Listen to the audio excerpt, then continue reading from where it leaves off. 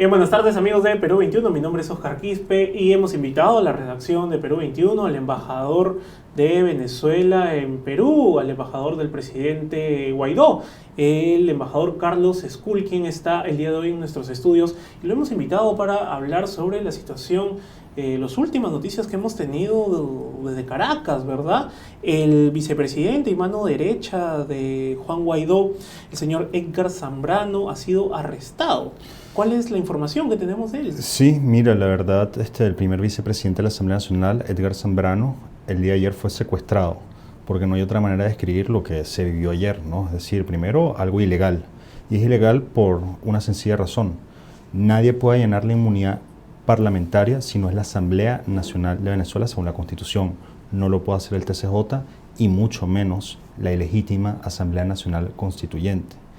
Dos, la manera en la que fue arrestado. Es decir, él estaba en su carro saliendo de una reunión de su partido político y vino esta gente, la rodeó, él se negó y esta gente trajo una grúa y se lo llevaron directamente a los calabozos del SEBIN, que es el Servicio Bolivariano de Inteligencia. Y aquí lo que vemos es una fuerza represiva del régimen atacando a las instituciones legítimas del Estado, atacando al gobierno legítimo del presidente Juan Guaidó, y eso es lo que ellos saben hacer, actuar de esta manera. Pero no solo eso, sino que en las últimas horas ya han sido 10 diputados que se le ha llenado la inmunidad parlamentaria, y además de eso, en los últimos 3 años, 29 diputados han tenido que salir de su curul por algún tipo de ataque del régimen, es decir, o se le ha ordenado el arresto, o igualmente se le ha llenado la inmunidad, iban a ser perseguidos y tuvieron que escapar. Han sido 29 diputados que han tenido que salir, que han tenido que dejar su puesto en representación del pueblo venezolano por un ataque ilegal del régimen. ¿Y eso qué te dice? Que hay un golpe al Parlamento, un golpe dirigido por el régimen usurpador de Nicolás Maduro, que lo que busca es disolver el Parlamento para que este señor se pueda perpetrar en el poder. Sucedió un hecho positivo, ¿no? La liberación de Leopoldo López. Leopoldo López ha sido liberado. ¿Cuál es el plan ahora del presidente Guaidó para recuperar la libertad de Venezuela? Sí, mire, yo creo que Leopoldo fue verlo libre, ¿no? Fue un signo muy positivo y que le da mucha esperanza a los venezolanos. Él lleva secuestrado el año 2014 y, como tú bien lo sabes, en Venezuela hay casi 1000 presos políticos. Es decir, está el diputado Juan Requesens, que está preso. Está Roberto Marrero, jefe del gabinete del presidente Juan Guaidó, también preso, y así también muchos dirigentes que están en los calabozos, en las mazmorras del régimen de Nicolás Maduro, y por supuesto es algo muy preocupante, pero lo de Leopoldo también te manda una señal muy positiva, que si él estaba secuestrado por el régimen de Maduro, es decir, que hay un quiebre en la cadena de mando, y que también que haya habido militares al lado del presidente Juan Guaidó y que él ese día haya estado asumiendo su rol como comandante en jefe de las Fuerzas Armadas que le corresponde según la Constitución, también es una señal que estas grietas dentro, digamos, de las Fuerzas Armadas se están dando, y de que hay soldados que por supuesto sufren los mismos problemas que todos los venezolanos, que van a un mercado y no consiguen la comida, que van a un hospital y no consiguen los insumos médicos, que están escuchando el llamado del presidente Juan Guaidó. Y esto es solo el comienzo, es decir, ese día comenzó la Operación Libertad. Esto no es una cosa de un día, esto es un proceso que se está dando. Un primer paso para un objetivo grande. Exacto, es un paso que se está dando para continuar en la calle. El sábado el presidente Guaidó llamó a otra movilización. Es un paso para que el mensaje siga llegando dentro de las Fuerzas Armadas, de que se sumen y que se pongan al lado de la Constitución, y es algo que por supuesto se está planeando y que se está dando no solo que lo está dirigiendo y liderando el presidente Juan Guaidó, sino todos los diputados de la Asamblea Nacional, que por supuesto han sido vilmente atacados por este señor, ¿no? Entonces, este es un primer paso en la Operación Libertad. ¿Cómo ve las horas de Maduro? ¿Usted cree que ya estamos en las horas finales del dictador Nicolás Maduro? Mira, la verdad es que hablar de tiempos es muy difícil porque estamos luchando contra un señor que, bueno, que como hemos visto hace cosas como esta, que secuestra gente, o sea, es un secuestrador. Y lo que uno se pregunta, ¿qué tipo de diálogo, qué tipo de negociación se puede dar con un señor que simplemente agarra y manda a estas fuerzas de seguridad a secuestrar a diputados? Es decir, y allanan la inmunidad como si nada, más de manera ilegal, ilegítima, ni siguiendo ningún proceso de ley en la Constitución. Y yo creo que eso es muy preocupante. Ahora, y además no es solo eso, sino que usan colectivos armados, usan fuerzas paramilitares para disparar, amedrentar a la población, mandan a esta gente en motos, estos civiles, los mandan a tratar de amedrentar, de golpear, de agredir a todas las personas que salen a protestar. ¿Cuáles han sido los resultados? 4 personas fallecidas en las últimas semanas de protesta. Y eso es muy grave. Jóvenes que perdieron la vida, sumado a los jóvenes que también han dado la vida en momentos anteriores marchando. Y esto lo que queremos decir, y cuando yo te digo que gente ha dado la vida, es que esto en verdad es así, es un asunto de vida o muerte, porque la gente ha dado la vida. Gente un día salió de su casa a marchar, a protestar y más nunca regresó. Y a eso le tienes que sumar la crisis humanitaria que este señor tiene el país, a la que este señor tiene sufriendo a todo un pueblo, que ha hecho que más de, y digamos, la señal más clara es que casi 4 millones de venezolanos han tenido que salir de las fronteras. Entonces, por supuesto que esto es una lucha muy importante y que te dice que simplemente acciones como la que vimos ayer, que este señor simplemente se tiene que ir para nosotros poder proceder a tener un gobierno de transición y elecciones libres, ¿no? ¿Pero se tiene que ir o lo tenemos que sacar? Mira, la verdad es que hay un movimiento del pueblo, un movimiento, como te lo digo, de la gente marchando y que por supuesto que nosotros estamos buscando una unión cívico-militar para que este señor se vaya. Es decir, ya todo esto se irá dando. Esto es algo que por supuesto vamos día por día porque ya vimos cómo estas personas responden. O sea, responden con violencia. A mí me parece muy preocupante que hayan nombrado, por ejemplo, este señor haya puesto a Gustavo González López como jefe del SEBIN. Este señor era el servicio de inteligencia que ha sido un arma represiva del régimen, que tienen este lugar que se llama el helicoide, donde, bueno, ahí, bueno, mira, se hace todo tipo de torturas documentadas. Ahí estuvo, por ejemplo, el caso de Loren Saleh. Yo les recomiendo, Loren Saleh, que fue un preso político, ahorita está en España, lean la entrevista en El País, el que hizo sobre todas las torturas que sufrió. A este señor era el jefe del SEBIN cuando a Fernando Albán, que era un concejal, un día llegó a Venezuela, está de viaje, llegó a Venezuela, lo metieron preso y lo lanzaron por una ventana para abajo en la comisaría. Es decir, es muy preocupante la violación de derechos humanos que se comete en Venezuela y esto es lo que tienen que sufrir todas estas personas que entran a estos calabozos, ¿no? Usted hablaba de una unión cívico-militar. Maduro tiene las armas y todos sabemos que en la guerra el que tiene las armas aún puede seguir luchando hasta el final, ¿no? Entonces la invocación va para los militares. Mira, por supuesto, y yo creo que eso es lo que, digamos, ese es el mensaje que hemos estado dando. Y la gente decía, mira, han desertado casi 1000 militares. Desertaron el 23 de febrero, casi 1000 militares. Y entonces, bueno, la gente decía, bueno, pero adentro, mira, ya vimos militares adentro del país, al lado del presidente Juan Guaidó. ¿Y eso qué quiere decir? Que el mensaje está llegando, que todo está calando y que es un proceso que es difícil, porque por supuesto hay una estructura prácticamente para inteligencia cubana en la Fuerza Armada. También tenemos que vencer el miedo. Hay más de 100 militares presos en Venezuela que también sufren todo tipo de torturas, también documentado. Y ahí está, cómo esas los torturan, cómo amenazan a su familia, los testimonios. Y eso también es muy preocupante y nosotros también tenemos que vencer eso.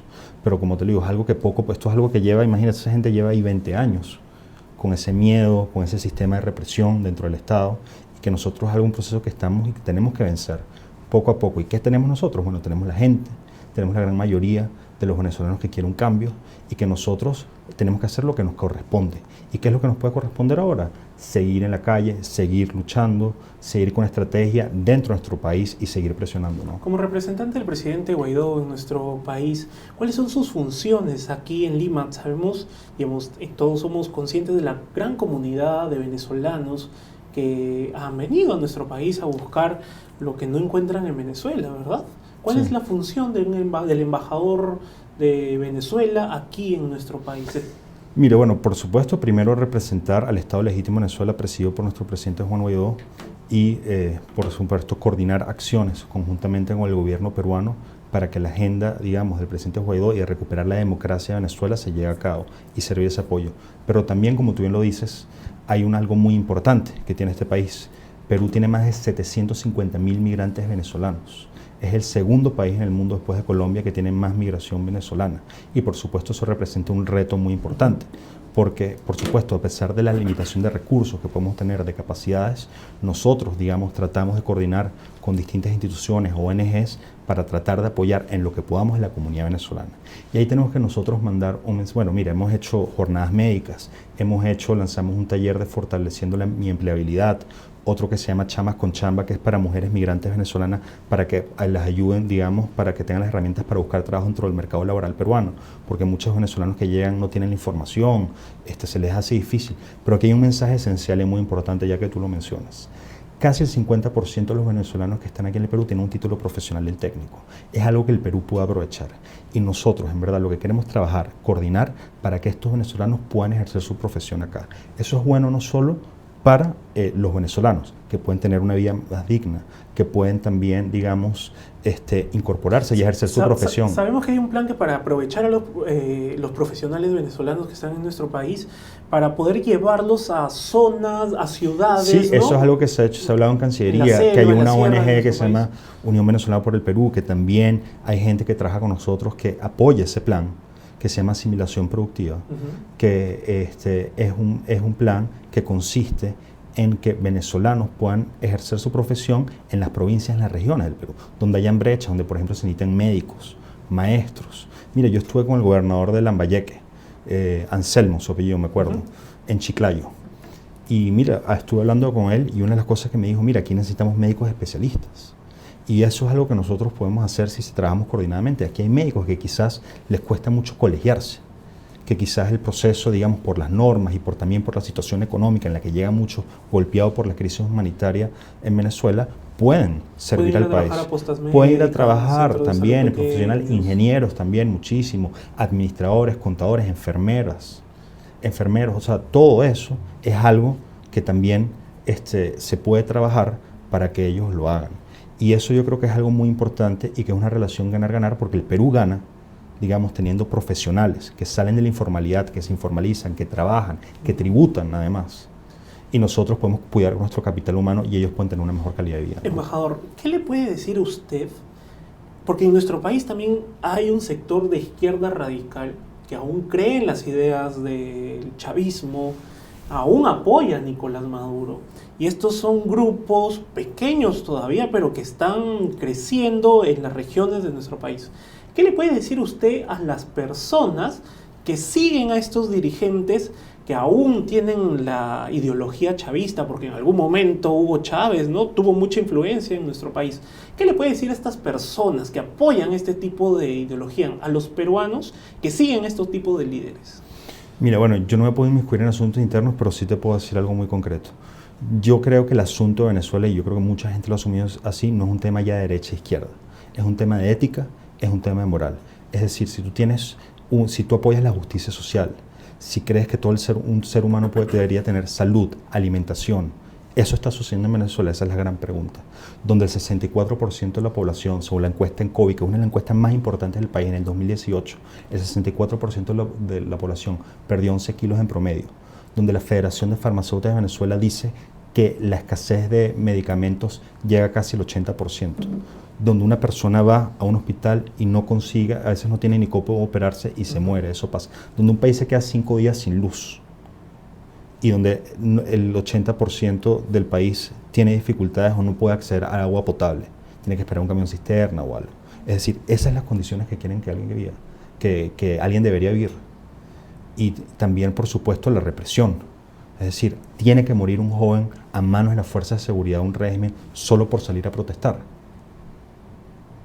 Y nombres hay, Roberto Redman, Neomar Lander, es decir, jóvenes que nunca se leen. Eso es lo que se va a apoyar. Yo creo que nadie, independientemente de su ideología, podría apoyar eso. Y por eso siempre decimos, es un tema de ética y moral, y que todas personas, que nosotros podemos ser mejor que eso. Y que nosotros como país, como venezolanos, podemos ser mejor que eso. Y yo siempre digo, nosotros estamos muy agradecidos con el Perú por haber recibido tantos venezolanos, muy agradecidos porque ha apoyado iniciativas como el Grupo de Lima, en este gobierno, en gobiernos anteriores, y también pues, especialmente, digamos, con la Cancillería peruana, que ha sido muy consistente, ¿no? Y que ha acompañado también este mensaje de la democracia y la paz, apoyado por supuesto por el gobierno y el pueblo peruano en general. Yo creo que eso nos hermana como país. Y yo creo que aquí la gran mayoría de los venezolanos La gran mayoría de los venezolanos que vienen para acá vienen a trabajar, vienen a tener una vida digna, vienen a aportar lo mejor de sí, tienen mucho también que aportar, no vienen a quitarle el trabajo a nadie, se vienen a complementar con el capital humano peruano, y yo creo que es una relación ganar-ganar y que nosotros estamos muy agradecidos y que ellos quieren dar lo mejor de sí, sacar a su familia adelante y también vivir una vida digna, eso es lo que quieren, ¿no? Bien, embajador, le agradezco que No, haya venido acá a la gracias. redacción de Perú 21 y a Perú 21 TV. Fue el embajador Carlos Skull, representante del presidente Juan Guaidó, el presidente venezolano Juan Guaidó. Los invitamos a suscribirse a nuestro canal de YouTube y por supuesto a seguirnos en nuestras redes sociales, y no deje de leer www.peru21.pm. Mi nombre es Oscar Quispe, permiso.